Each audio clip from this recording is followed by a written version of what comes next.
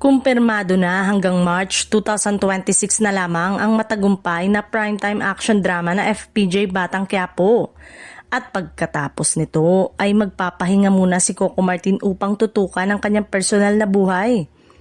Ayon sa isang source mula sa ABS-CBN, matagal na umanong napagdesisyonan ang pagtatapos ng serye at unti-unti na ring inaayos ang mga storyline para sa grand finale na inaasahang magiging emosyonal at pasabog.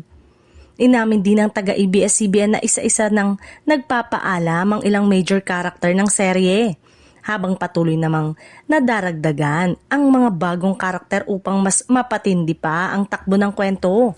Gayunpaman, ang ilang mga namamaalam na sa taping ay February hanggang March 2026 pa mapapanood sa ere, dahilan para manatiling kapanapanabik ang mga susunod na linggo ng programa.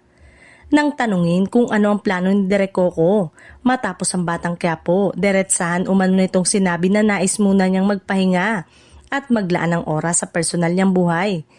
Gusto niyang magbakasyon kasama ang mahal niya sa buhay. Hindi na raw ito pinalawig pa ng aktor, ngunit malinaw na nais muna nitong lumayo pansamantala sa mabibigat na trabaho sa telebisyon.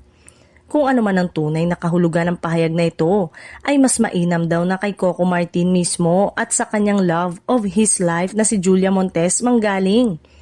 Sa ngayon, nananatiling pribado ang dalawa pagdating sa kanilang relasyon at tila mas pinipili nilang ipakita ito sa pamamagitan ng katahimikan kaysa ingay.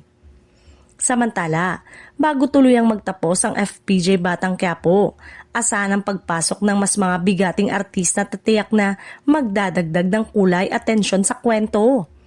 Paghahandaan ng huling yugto ng serye na may mas matitinding eksena, mas malalim na revelasyon at mga karakter na siguradong pag-uusapan. Sa kabila ng pahinga, siniguro ring babalik si Direk Coco sa pelikula at teleserye sa tamang panahon. Kaya para sa mga tagahanga, malinaw ang mensahe. Hindi pa ito ang katapusan kundi isang pansamantalang pamamaalam lamang.